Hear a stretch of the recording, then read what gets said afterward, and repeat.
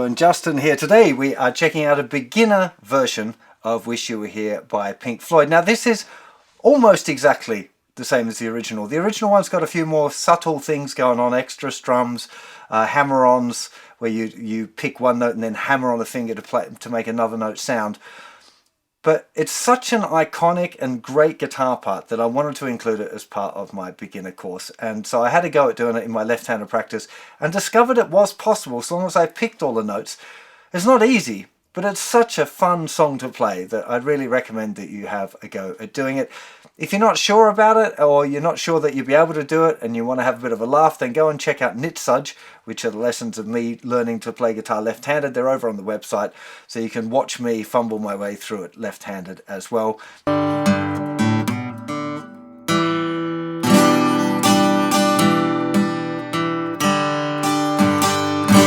So this song isn't easy for sure, but it is a lot of fun. Now, if you're following my beginner's course along, you will have been using a very thin pick most of the time, but you should know already that I'd recommend a slightly thicker pick when you get into playing individual notes. Now this particular riff, the intro riff for this song, is a mixture of single notes and chords, so you probably want to be using a thicker pick, like Orange Tortex is the thickness that I would recommend for this. Like a medium thickness pick is probably what you're going to need. If you use it too thin, you're going to have trouble picking the notes out individually. Now, the beginning of the riff is based off of a G stuck 3 and 4 chord, so grab that chord up and let's get to a close-up.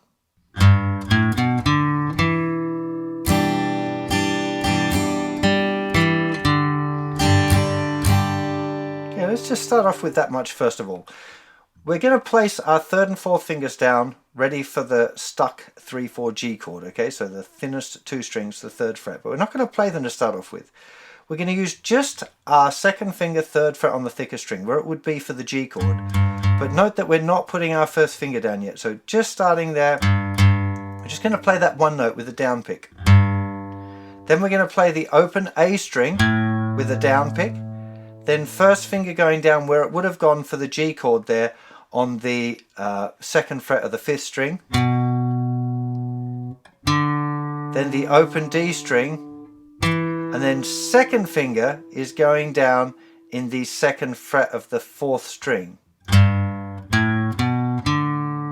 Just used all down picks for this for now. You might choose other picking later on down the line, but as a beginner, down, down, down, down, down. Now finishing there with the 2nd finger, it's going to be important at this point because then we're going to play the E minor 7. I'm just going to call it E minor. It's the stuck 3-4 version. For many of you, this is going to be very difficult. I find it really hard when I'm playing it left-handed as well. That is the most difficult part, is getting that stretch between those 2 fingers.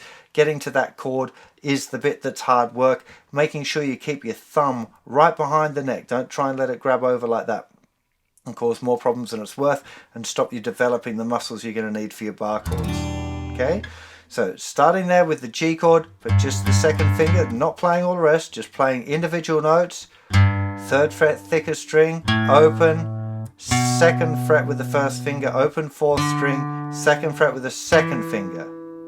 Before we get any further, I'm going to need to stop for a second and talk a little bit about rhythm, because to count the rhythms correctly, I need to do it in what's called 16th notes. Now, we've talked a little bit so far about 1 and 2 and 3 and 4 and, which is dividing a bar into 8 divisions. If we halve all of those, we end up having 16 divisions of a bar, which is what we call 16th note count. The regular count for it is 1 E-ander, 2 E-ander, 3 E-ander, 4 E-ander. So we still keep the 1, 2, 3 and the 4 in the same places we did when we counted just 1 and 2 and 3 and 4 and. In fact, the ands are in the same places as well. We've just inserted an E after the number and an A after the and. So we end up with 1 E and A, 2 E and A, 3 E and A, 4 E and A. But don't worry about it. 16th note counting is something I deal with in the intermediate course. I'm just giving you a little taster of it now so it makes sense when it pops up on the screen what it is, because some of you will have experience in music and experience with reading rhythms, so it makes sense for me to include it on the screen when I'm describing this stuff. But it's really, really important that you don't allow it to confuse you at this point. If you're a beginner, 16th note counting is should be beyond you. And there's a better way to do it, and that's by listening. So I'm often going to count the 16th note counts as I'm playing stuff, and I'll talk a bit about it. But it's really important that you just listen as well, because most of the great guitar players learned by listening much more than they did by thinking and reading. Okay, thinking and reading is really important. Learning theory, learning how to read music, really good things to do, but not for beginners. You're much better off just using your ear. Okay, so as I go through and I'm doing some of these counts and you see that stuff written on the screen, don't let it freak you out. Just listen to the rhythm and try and copy the rhythm of it. And don't worry too much about the rhythm. The one thing that you do want to maybe be aware of is where things are falling on the beat, when they're falling on the number, because you want to try and keep that pulse. If you're used to tapping your foot, you still want those strums and notes that are on the beat to fall right on the beat.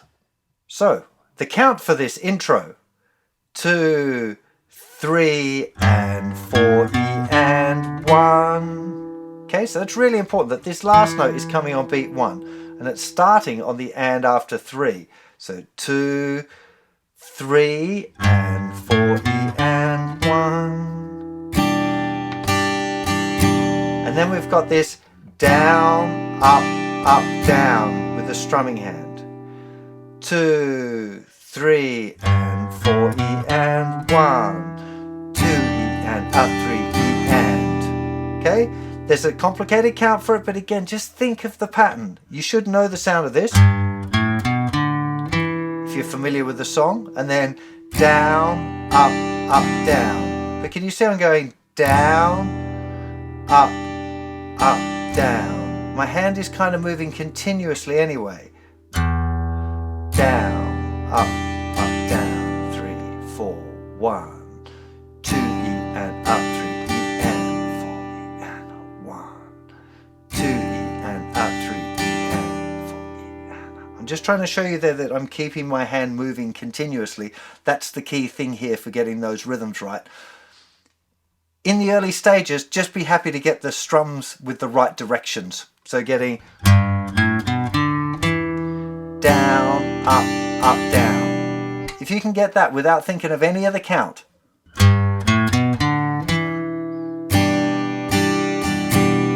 then you're going great. That will already be really difficult. At least I found that really difficult for myself, learning it left-handed. That was already like, wow, this is hard. And that's okay, particularly getting to this E minor chord with the big spread between the second and the third fingers. You know, that was really awkward. It was much more like this when I was doing it left-handed, where the fingers are all too close together. These want to be right up next to the fret, the third and fourth fingers. It's tricky. So again, from the beginning. Down, up, down. Now we're picking the third string. Right, so we're still doing a down pick, all up in the third string. Then the second fret of the fourth string, and then the open D. Down, up, down, down. You're probably using your second finger there. Then the second finger's going over to where it belongs on for the G chord on the third fret of the thicker string.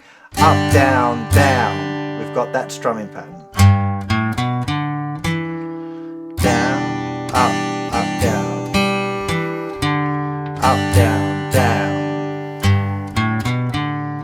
So it's the same thing again. Up, down. Up, down, down. Getting the strumming pattern in the right place, the right strums, the downs and the ups, is the thing that's going to make this doable as a beginner and make it sound right. If you get the strumming wrong, the wrong downs and the wrong ups, it'll inherently make the rhythm sound a little bit weird. It will be difficult. I can't say that often enough. I really struggled with this, but you can do it. Okay, it's just going to take a little bit of practice, a little bit of grit and some listening.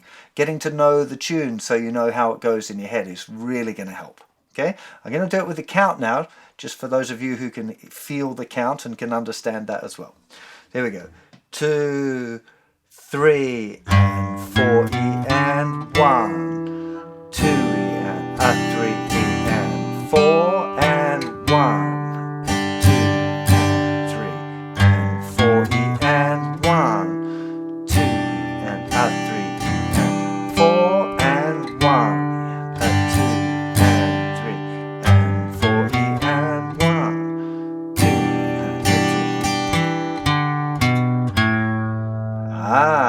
gone somewhere different. So from the E minor, we've got 2nd fret on the 4th string, open D string, 2nd fret on the 5th string, and then the open A. And now we're putting 1st and 2nd fingers down on the 2nd fret of the middle 2 strings. This is an A. It's the stuck 3/4 chord. It's the A7 sus4 is its proper name, but you can just think of it as a kind of an A. When we do the step down there from the E minor going to the A, we want to let that last note, which is the open A string, ring out while we strum the rest of the chord.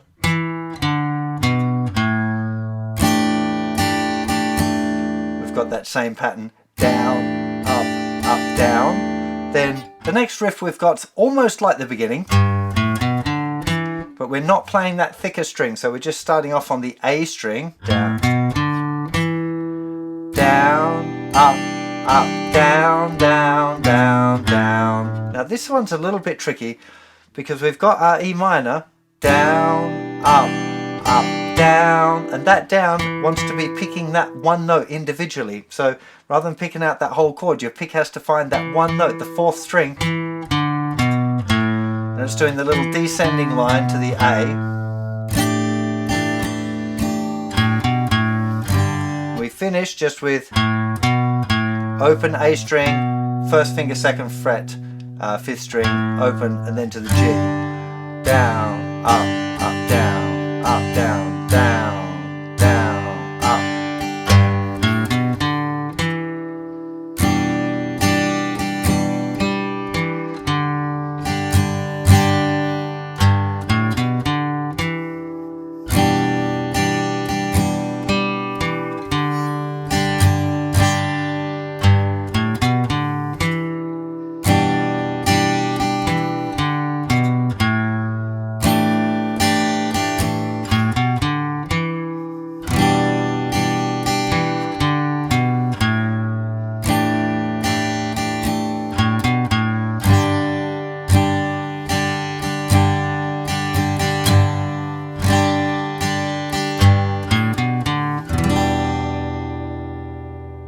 So this is a tricky tune. Many of you are going to find this quite a struggle, but I really hope that you can enjoy it. There's so much to learn.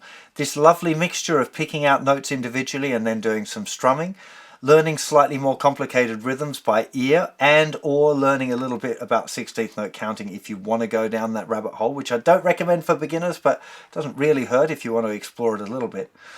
It's an all-time party favourite, this one. I don't think I've ever been to a party where there's been an acoustic guitar and people singing along that haven't, and this song hasn't come out at some point. It really is that well known. It also sounds kind of cool by itself, so even if you're not a singer, you've got a song that you can play that people would recognise as being Wish You Were Here, and you go, yeah, I know that song, that's wicked, you can play that. It's also a lovely one if you're working with people that are slightly better than you, because then they can do the lovely little solo at the beginning there, and or improvise. As you get further into improvising, you can improvise really nicely in this song. And it's actually a pretty easy one to sing as well. It's not particularly testing as far as range goes, so many people would be able to sing or even talk sing this song. So there's loads and loads of great things about learning this tune, even if it's a bit of a battle. Now, I've just taken you through the intro, which is what I'm kind of proposing that you do for your practice for lesson 8, is using this song as a riff to practice. If you want to learn the whole rest of the song, I've got some other lessons on the site that will teach you all of the chords for the strumming parts of the song. They're not particularly difficult. I would simplify the D with the F sharp bass to a regular D chord if I would recommend it for a beginner to learn to play this one. But it's a beautiful song. I hope you'll check it out. I'm going to play it for you one more time, super slow with the count, that you might want to use as a little play along track as well as you're learning it. So I really hope you enjoy this lesson, and let me know how you're getting on in the comments below. Love your feedback. See you for more very soon. Bye bye. 2, 3 and 4 E and